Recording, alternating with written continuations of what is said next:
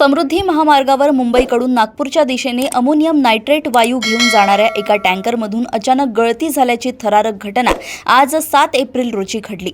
जालना जिल्ह्यातील जांभवाडी शिवारात ही घटना घडल्याने प्रशासनाची मोठी धावपळ उडाली। खबरदारीचा उपाय म्हणून महामार्ग प्रशासनाने नागपूर कॉरिडॉरची एका बाजूची वाहतूक 6 तास बंद ठेवली। मुंबईतील तळोजा येथून टँकर अमोनियम नायट्रेट वायू घेऊन नागपूरकडे निघाला होता। समृद्धी महामार्गावरील नागपूर कॉरिडॉर क्रमांक 360 जवळ पोहोचताच टँकरमधून वायू गळती होत असल्याचे लक्षात आले। अमोनियम नायट्रेट हा अत्यंत धोकादायक आणि ज्वलनशील पदार्थ असल्याने परिसरात भीतीचे वातावरण निर्माण झाले। घटनेची माहिती मिळताच महामार्ग पोलीस, स्थानिक प्रशासन आणि आपत्कालीन यंत्रणांनी घटनास्थळी धाव घेतली। संभाव्य धोका टाळण्यासाठी नागपूरकडे जाणारी वाहतूक काही काळासाठी पूर्णतः थांबवण्यात आली। टँकरमध्ये हीट जास्त असल्याने सुरुवातीला तो थंड होण्याची प्रतीक्षा करण्यात आली। त्यानंतर सायंकाळी 5:30 वाजताच्या सुमारास हा टँकर महामार्गावरून हटवून जांभवाडी शिवारातील सुरक्षित जंगल भागात नेण्यात आला।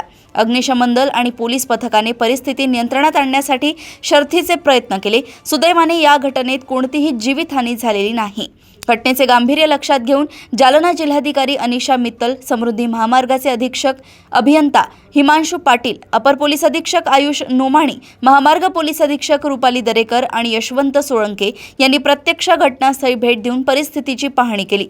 या मोहिमेत पोलीस निरीक्षक सुनील सोळंके, सहाय्यक पोलीस निरीक्षक संदीप इंगळे यांच्यासह जितेंद्र राऊत, मंगेश खडसे, दामोदर गवई आणि इतर कर्मचारी मोठ्या संख्येने तैनात होते।